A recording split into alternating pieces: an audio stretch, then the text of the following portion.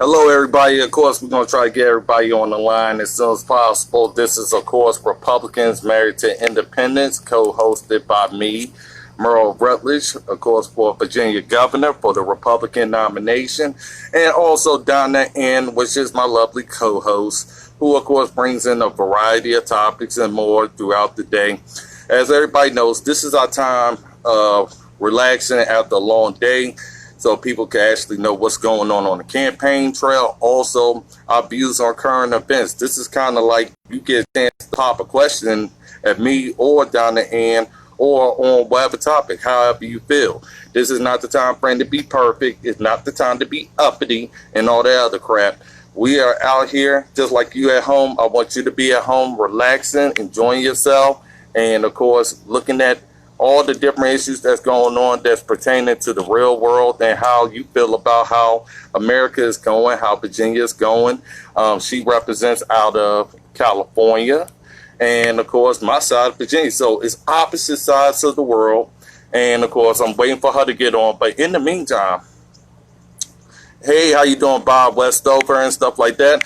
Right now, I'm actually sharing, while you see me right now online, I'm actually sharing this live right now to a bunch of groups, which I normally do, and this is just our chance to actually just talk, vibe, see how everybody's doing. Feel free to have a beer next to you, have some snacks or whatever, and feel free to fire off, you know, how you feel about what's going on in America. So I'm waiting for Donna Ann to get on the line and stuff like that. It takes a few seconds and stuff like that. And share this as well. Share this in the groups that you know about as well.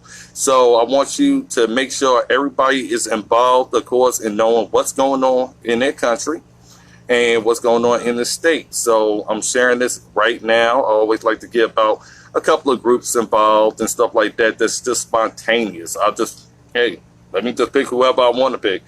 But the whole point of the matter is for everybody to have a chance, whether you're Republican, whether you're Democrat. You can't say you don't have access to me. You can't say you can't ask me a question. So I want you to fire off as well. So this is what it's really, really all about. So this is real talk between patriots and real Americans and stuff like that. So, okay, I see Joe Lindstrom on the line as well. I see Bob Westover. Thank you for joining us out of Texas. You know, got a lot of love for that state. Too bad things are shutting down a little bit in that area. And I don't know what to say about this coronavirus and stuff like that. It just seems like the numbers was always the same. They do a little bit more testing. Nobody's dying any differently. All it is people are testing positive for something. And most people who I know said when they found out they had it, they was about to actually be off of it because they didn't even know they had it at the time period. So since this is after the Back the Blue rally, a lot of y'all know I went to the Tea Party Back the Blue rally in Virginia Beach, Virginia, by surprise. I didn't tell people I was going. I think I told one person because she was the one who notified me about it. I was coming back from Williamsburg and I met a great guy, Kevin Paul, at Colonial Downs for All Lives Matter. We sat there for about an hour and a half just talking, vibing, and of course talking about the state of Virginia, the prison system, talking about, of course, race relations and more. And he has let me know that he fully has my back moving forward. So he's going to be doing his own type of endorsement. But I tell people, I don't go to politicians for endorsement. You ain't going to see that. If a politician endorsed me, they just endorsed me, not, oh, I asked for it. So please, if you know a politician endorsed me, they did it on their own. And that's just how it worked. And, of course, with the Back the Blue rally, we had Black Lives Matter end up showing up. And I guess they wanted to go ahead and start cursing at police, try to show a scene and stuff like that.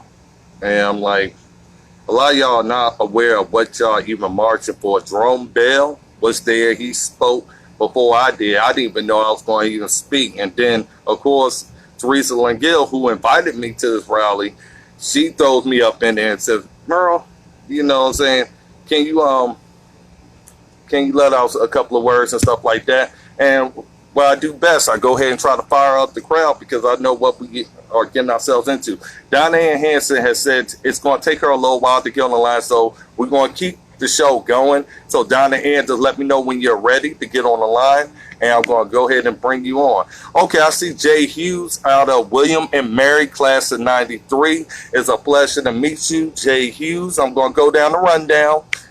Joe Lindstrom, it's a pleasure to meet you. Where are you coming on the line from? I want to know where everybody's from and stuff like that. So let's look at it. You know, I went to the Tea Party rally, back to blue. I stood in the front, not in the back, not hiding from nobody. And all it was a yelling match between one side and the other. And of course, all types of profanity used at Virginia Beach police officers, all because they wanted to fund the police, which they don't even understand. The police is there to handle the problems that you can't handle or your friends can't handle. And now you get mad that the results so happen to not be your way. But whenever somebody's in your house kicking down your door, I guarantee you're going to be calling the men and women in blue to try to go ahead and protect you. So start thinking about that. And before you start talking about police agency, please do a ride along so you can actually see what they go through. You know, some of y'all that are marching out there and protesting, please look up what Karl Marx is or a Marxist is. Look up exactly on the website what Black Lives Matter means on their website. You'll be shocked. I can say that part. Destruction of family. I can't believe that. What America is destroying that is basically trying to dismantle everything about America's identity. Of course, some politicians was weak and ended up giving them some concessions that they wasn't supposed to have. And realistically, all it did was further this what you call the poisonous tree, and then what we got fruit from it. And the educational system, especially with people not being in school, and of course our youth not having anything to do, especially because of the governor of Virginia, which is a Democrat, y'all, decided to close things down without good cause. I see Laura Seelix is on. Nice to see you. Where are you hitting me out from? Like what city and what state? Jay Hughes, I see you there. You know, from what city and state. So I'm going down the list and stuff like that. Oh, yes, Jay Hughes, make sure you make another drink. You know, that's all good with me. We are not up here to be perfect. We want you to be relaxed and all that other stuff, because we're going to have a topic that we need to discuss. And I want to know, not me running my mouth all day long. Y'all can ask me questions any kind of way you want to throughout this broadcast. Donna Ann is normally the firecracker on here. But me, I'm right after going to one meeting and keeping my promises, and you know what I'm saying, promises kept. I said I was going to go to Williamsburg. Boom, I was in Williamsburg today. I last minute said I was going to the Tea Party rally out there in Virginia Beach, and they told me that Black Lives Matter was showing up, so I said I'm going to show up. You know, it wasn't no excuses from me. Brandon Butler, is nice to see you up there as well. Okay, and Northeastern Andy Pribble, I see that you're on the line, so nice to meet you. So I want to know, how does everybody feel about Black Lives Matter, and how you see it changing up America, and how's it impacting our youth? I want to know from you how you feel about Black Lives Matter. And also, feel free to ask questions. I want to know y'all opinion, because this is how we become better at legislation. Oh, okay, I got Jay Hughes up. I'm going to try to bring Jay Hughes up on the camera. So, like I said, please feel free. Okay, Bob Westover, President Reagan said it best. Socialism will arrive in America under the name of liberalism. Okay. Hey, man. Hey, how you doing? How you doing? You going to be my co-host today, because Donna Ann is not here right now. Yeah, I live in Florida now, but I lived the first 47 years of my life in the Commonwealth. I'm from Southside, from Hopewell. Okay. But me, so some full disclosure on me, I'm an openly gay conservative, and I've been with my partner for almost 17 years. We live in Brandon, Florida now. I work at CENTCOM, Central Command. I'm a modeling Okay. and simulation analyst, and for 4 years, I was chairman of the Young Republican Federation of Virginia. Okay. Okay. Great. So Yeah. now, how do you feel about the treatment of gays in the Republican Party, Democratic Party, and Independent? What made you decide that you was going to stick with the Republican Party? Well, I believe in limited government, and I always have. And I knew that when I was chairman of the YRFV, this was 2001 to 2005. And this was when Okay. it was not cool to be a gay Republican and not cool to support marriage equality. And, but I walked into the lion's den, and, I've got the scars to show for it. And, Okay. but I knew that cooler heads, if only I stayed consistent and persevered, that the Republican Party would come around to see, because we are the party of limited government. Okay. There are two parts to this, and this is what I always said to the log cabin Republicans. We've got the first part right. Let's get the government out of our checkbooks. Okay. Okay, through low taxes. Okay. I can manage my money far better than some bureaucrat in Washington, D.C. The second piece of this Okay. equation is let's get the government out of our bedrooms, because we don't need I we agree don't need people. 100%.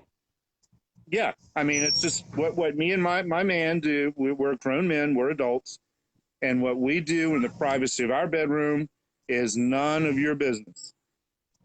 But Mm-hmm. and I will say that there are a lot of gay men that okay. So there are two parts of this piece. There are a lot of gay men that are Democrats because they are just, the Republican Party has been so mean at times, not the entire party, but some parts of it, who have been so mean to gay people that they refuse to accept that they can be accepted in the Republican Party. And I'm working down in Florida. It's very, very, very different than in Virginia. And that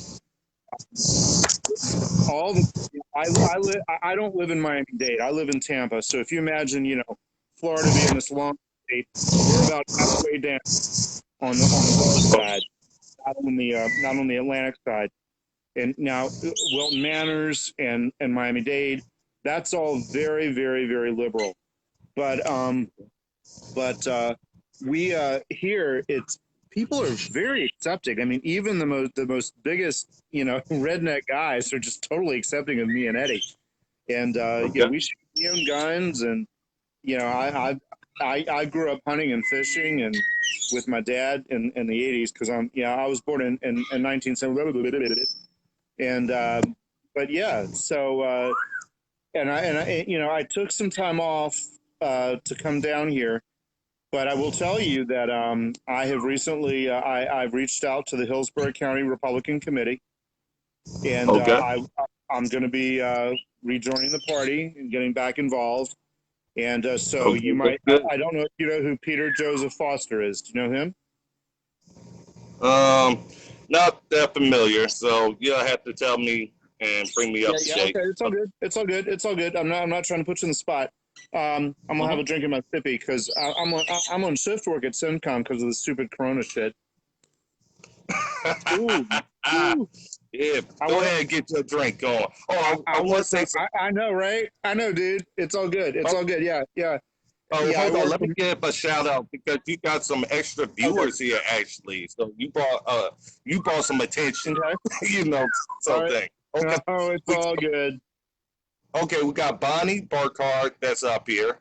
We got Bob Westover talking about the GOP is no longer the party of limited government. They jumped into bed with the Democrats in that regard. The GOP should not be confused with libertarians.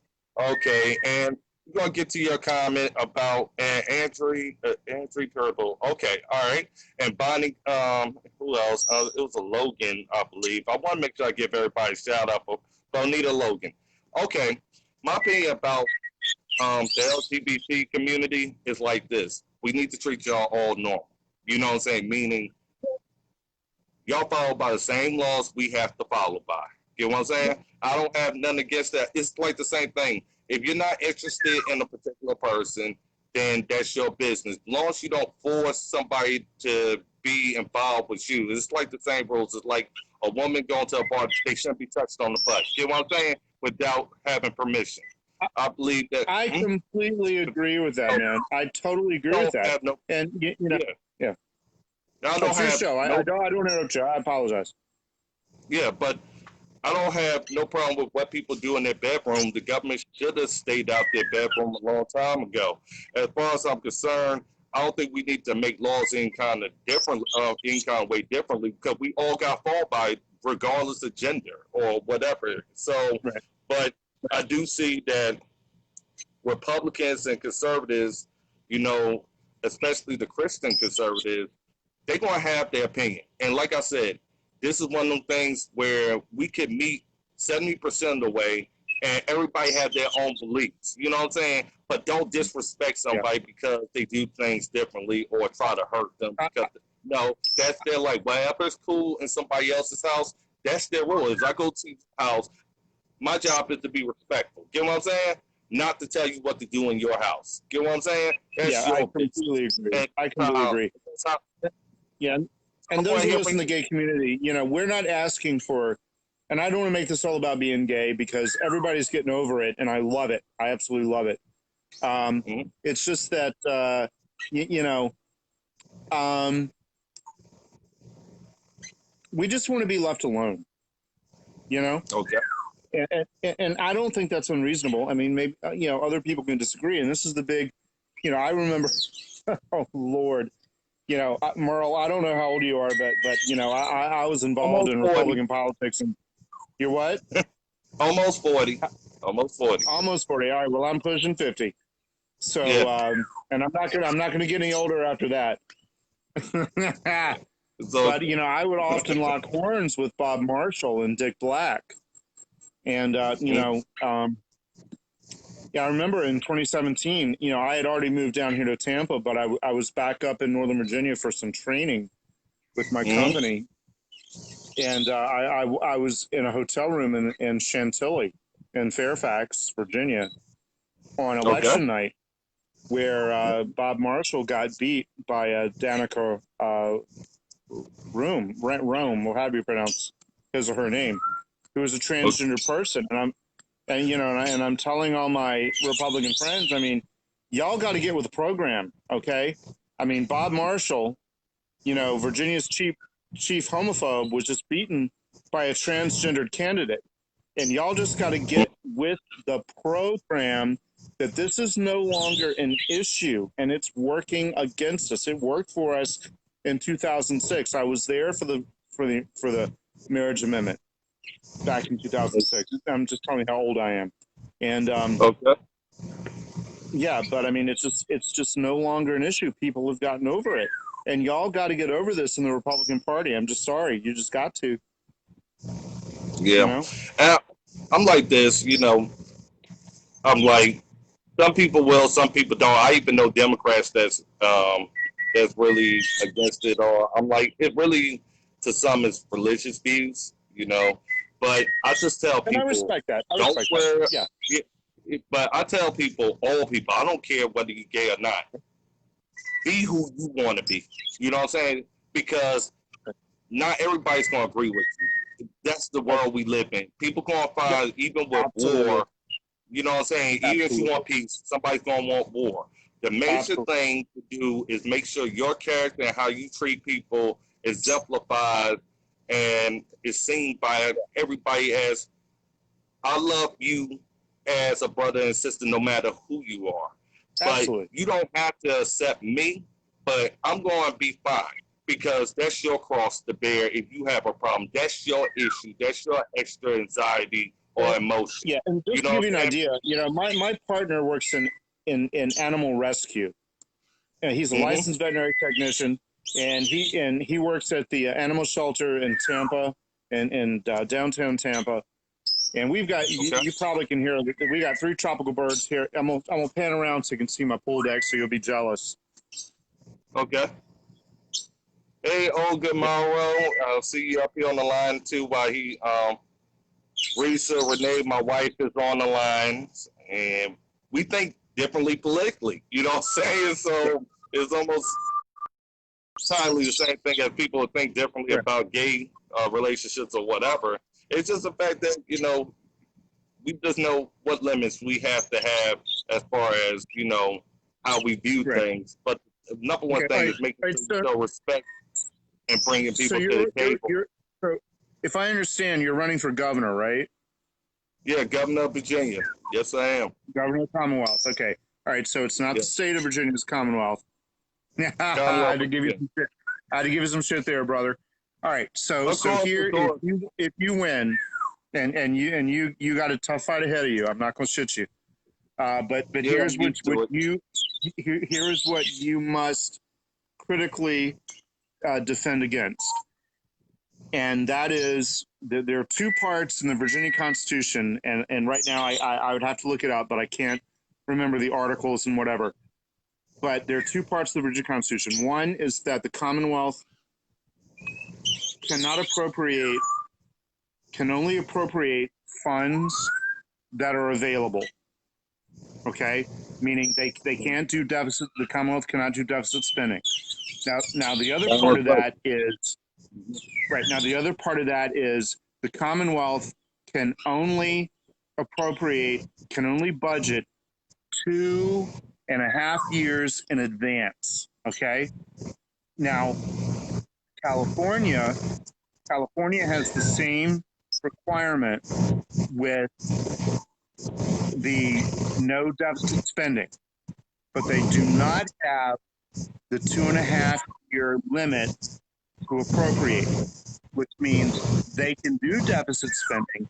They just push it 5 years in advance and say, okay, well, we're going to do deficit spending, but we're going to pay for it 5 years later. They're literally kicking the can down the road. Okay. And the Commonwealth constitutionally cannot do that.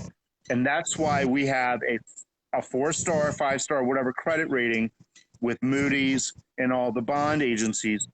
Basically, we have an excellent credit score in terms of bonds. So if you get elected, I'm going to tell you right now, the first thing that Eileen Phillicorn is going to do, and is Ken Plum the majority leader in the who's the majority leader in the Senate now? Nobody of importance. I'm going to tell you that one. Well, it may not be, but it's a Democrat. It's a Democrat. It's a Democrat. Right. It's a Democrat. And I'm going to tell you right now, you've got to think like a reptile when it comes to this with the Democrats, because there's nothing they won't do. Okay. They socialism is a religion for them. Financial management is a science. 1 + 1 = 2. Okay. Right. The square root of 4 is 2. Okay. This is mathematics and science. But for them, financial management, socialism is a religion. And I learned this the hard way, brother. I learned this the hard way for my 20 years of experience in Northern Virginia politics. And Ken Plum and whoever else on the Democrat side that are in charge of the Senate now, and Eileen Phillicorn and all those Northern Virginia, because you're down in Tidewater, if I think correctly. Yep. Virginia Beach. Virginia Beach. Okay. My first job in Virginia was in Virginia Beach when I graduated college in 1993 at William & Mary. But I'm going to tell you right now, what they are going to try and do is they are going to try to amend the Virginia Constitution to do away with that requirement, that limitation that they can only budget 2.5 years in advance, so that they can do deficit spending in order to fund Medicaid for all. So that must be your primary mission to stop that if you get elected. So what is the plan for building a coalition? Well, I don't have a problem now with COVID and all the deficits that we have here in Virginia. I plan on cutting a lot of stuff. I plan on even taking out the Department of Education and also overhauling the Department of Social Services and a couple of other departments just to cut out the liberal crap that's been going on. Realistically, I believe in a balanced budget, like you said, and I believe in us making sure we have, of course, the right type of spending, not on a bunch of pork barrel projects. I want government to be smaller and more efficient. And the best way to do it is get rid of all this waste that's out there in these different departments, and plus these employees that are sitting around not doing anything but answering the phone to tell another department to do the job. Realistically, I agree with you. We need to actually be more mindful of our spending. Don't need to balance our budget on illegals, meaning we are paying for other countries' problems and we're not taking care of our state, our veterans, our own citizens that are right now needing relief. And like I said, I'm going to cut business taxes here because we have lost a lot of small business here as well. So hopefully we can bring back a lot of these businesses, also bring in new tax revenue. But I want to see what our revenue looks like after the first year, after new businesses are, going.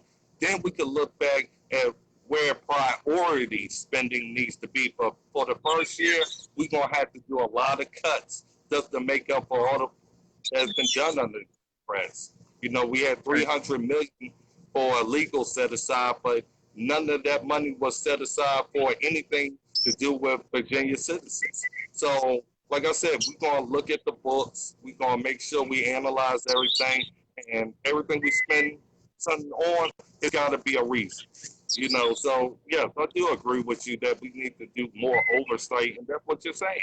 More oversight, but with teeth, meaning you can't Right. spend this type of thing without having a good, legitimate reason. Not no credit card to everywhere. And that's what it's been in Virginia. And it has really Right. thrown us underneath the bus. We've been bailing out localities, especially in liberal cities and Democratic controlled cities. We've been bailing them out over their bad business deals. You know what I'm saying? Then we have to offer a lower settlement so they can even pay back the money to us that they recklessly lost.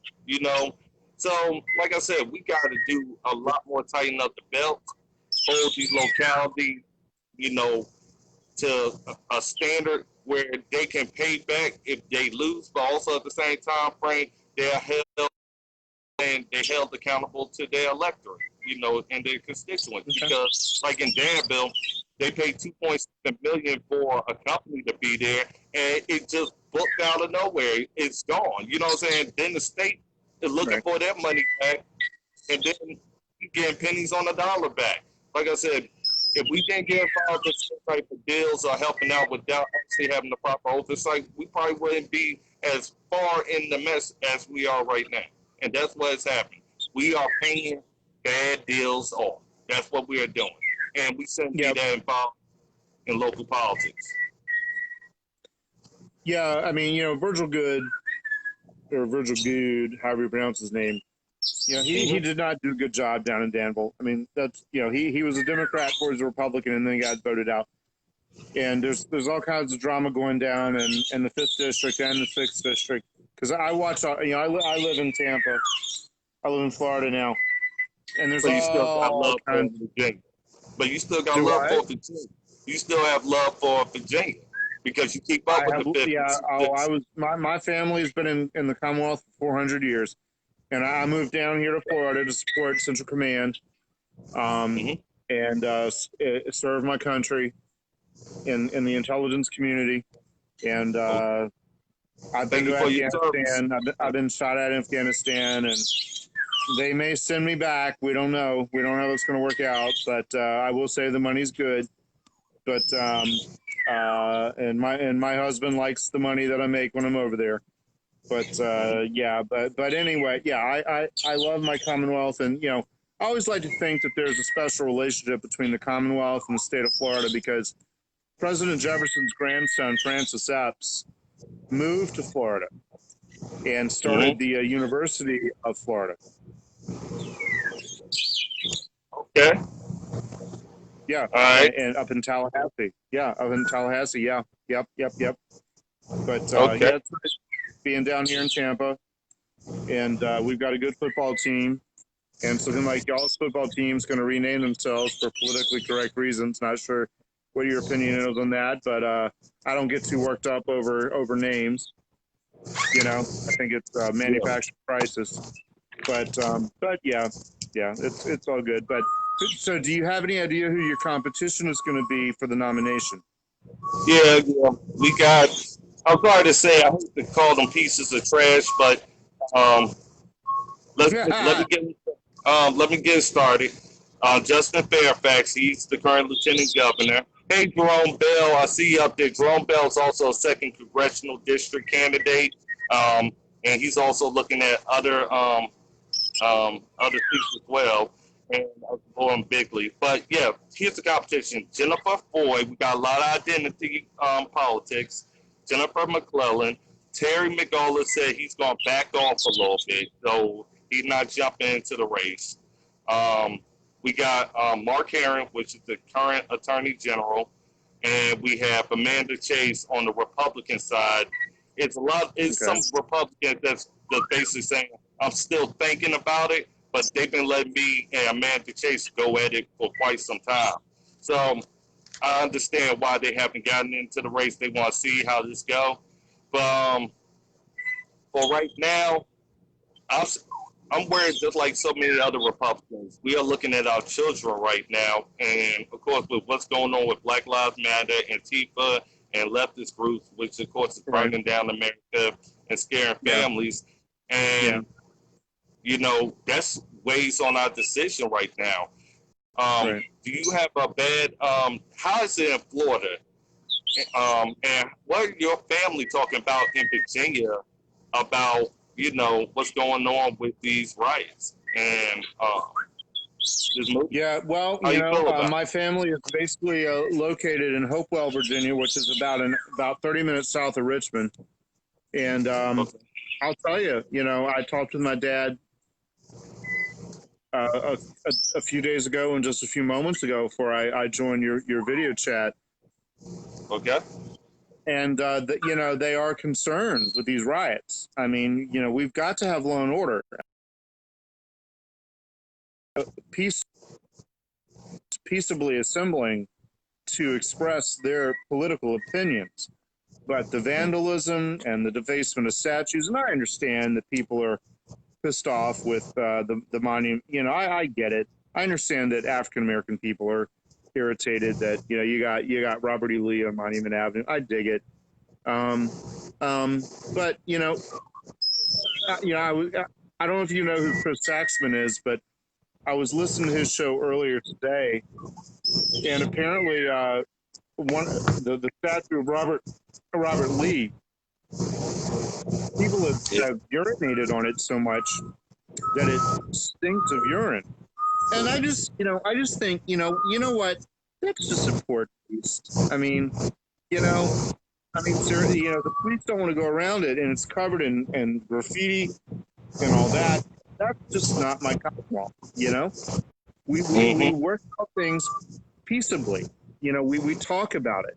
That's we discuss it, and my dad, and I'll tell you, down here in Florida, we live in the rural area, East Tampa, which is east of downtown Tampa, and they have riots in downtown Tampa, and I'm like, y'all keep that shit downtown. Don't bring it out here, because Mm-hmm. I'm not going to play that.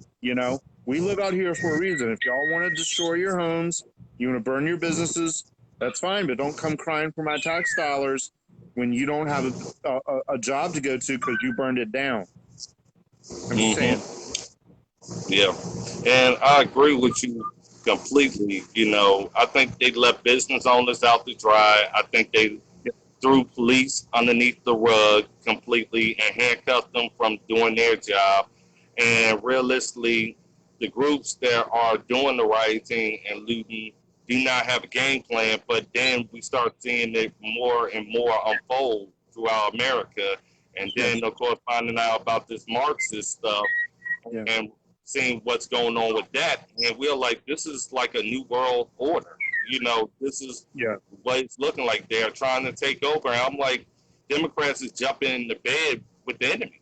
I said exactly, we are not going to negotiate public policy with those who burn down our country. And the other thing is that we've got to make sure that in the inner cities, and maybe some of your audience will be a little irritated by this, and you might too. But the vast majority of murders are young black men killing other black men.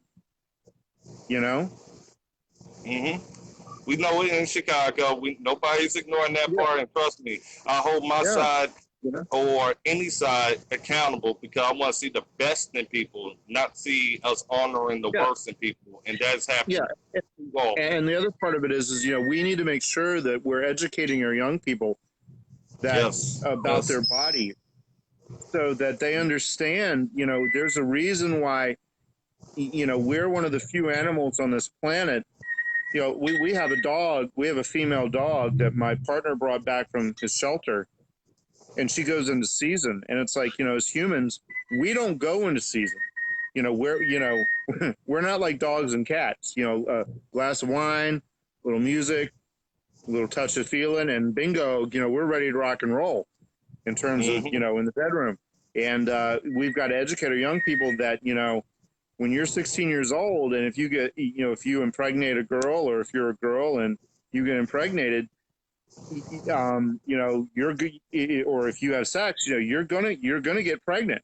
And we've got to educate our young people that, listen, y'all need to wait, okay?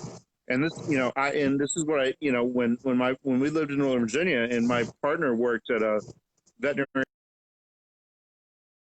girls would come in pregnant. I'm like, you tell that boy to put a raincoat on, okay? You tell that boy to put a raincoat on, and trust me, he'll put a raincoat on if he wants it bad enough, okay?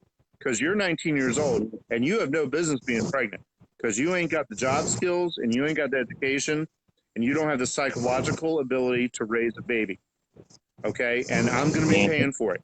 And we've got to educate our young people that and it's not that they don't know, it's they think that it's not going to happen. And this is not a black thing. This is a white and black thing, okay? That we've got to educate our young people about their bodies, that you've got to be responsible. That when you bring life into the world, you got to be able to pay for that, and you've got to be able to raise that. Okay, you understand what I'm saying? I agree, and it's sad to say that you feel like sex doesn't come with consequence, and more so that it's so reckless in nature now. People ain't thinking about their future; they're thinking about their emotions right now. But also, the schools are flooding them with the ideology that you're going to have, basically saying, "Go ahead and do it." You know what I'm saying? Go ahead. Yeah, because absolutely. Anyway, I'm like, no, y'all are pumping their brains with it. Y'all saying instead of teaching them how to defend themselves, you're teaching them now at elementary school, the birds and the bees. I'm like, they don't even understand, the vision just yet, but you're teaching this like you're grooming for pedophiles. It's almost like you keep throwing sex in somebody's face. Eventually, we are wondering why they are going out of control. That's because you're pumping their brain full of it way too young, and now we're seeing the consequences. And that's what I was saying. It needs to be more accountability, like you said, and more of awareness that, this is not going to be the norm for our society. Meaning, but when Democrats is over, they put it in our schools. Yeah, total true story. When I lived in Ladysmith, Virginia, which is about 20 miles south of Fredericksburg, I was working at the Pentagon at the time, and I would do something called slugging, which is where you go up to the parking lot on Route 17, and you get in a car and you drive up. Someone will come up and say 2 for the Pentagon, so you can use the HOV lanes to go. Use the HOV lanes up 395. And it was this young African American woman. And she was in uniform. She was Navy. She worked for BUMED. And as we're coming down the hill, down to the Pentagon, she turns off the radio, and she puts in the CD, and it's this rap song. And now, like I said, I'm a gay man, and when I came out of the closet 20 years ago, I'm not going to go into details, but I made up for lost time. We'll just leave it at that. There's not many things I haven't done. And this rap song came on, and it was very, very sexually explicit. You know, it's I want to blank your blank on a pool table. I want to blank you with my big blank blank. And I'm looking at the dude next to me, and I'm like, whoa, this is like so sexually explicit. Hold on, my partner's going to come out. I'll bring the chicken in a moment.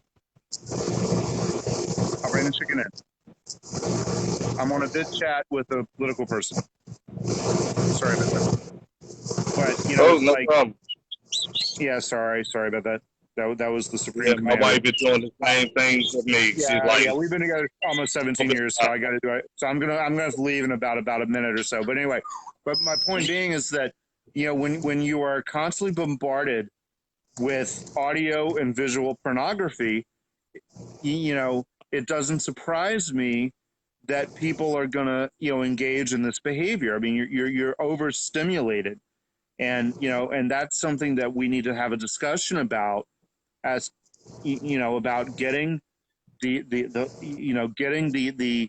fatherless child rate down in these inner cities, because young boys need to have fathers to help them learn to manage, you know, their aggression. You know, we're men, you know, we're aggressive, you know, and we need to have fathers that will teach us how to.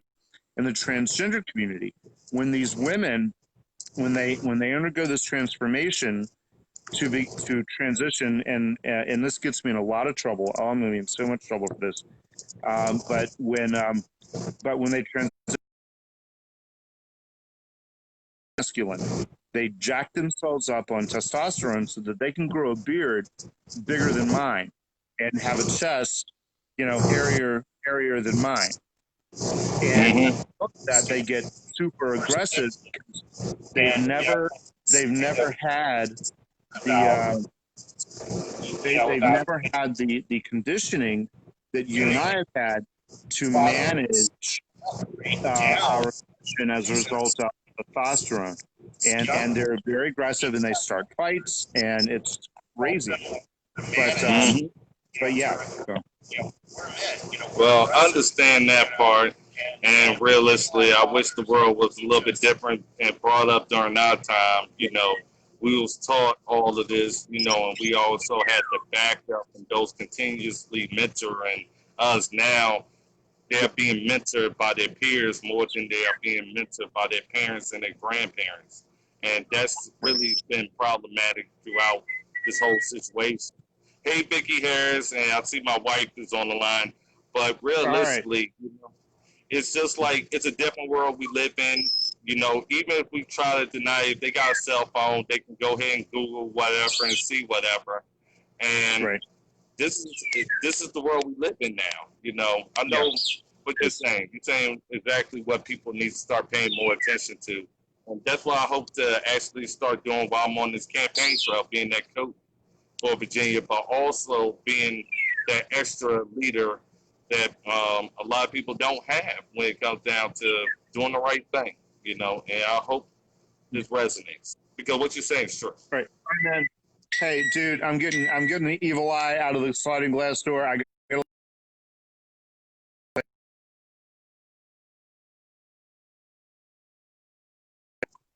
Okay, it's a pleasure, you know, having you on the line and taking the place of Donna Hanson for this one. She'll be back on tomorrow, people. I know y'all miss her. And thank you completely for bringing it. All right, talk to you later. Okay, bye-bye. Okay, that was a great conversation with, of course, a good friend out of Florida, you know, a good friend to the Republican Party. And of course, I call everybody my brothers and sisters, no matter who they are. We are all part of the human race. So,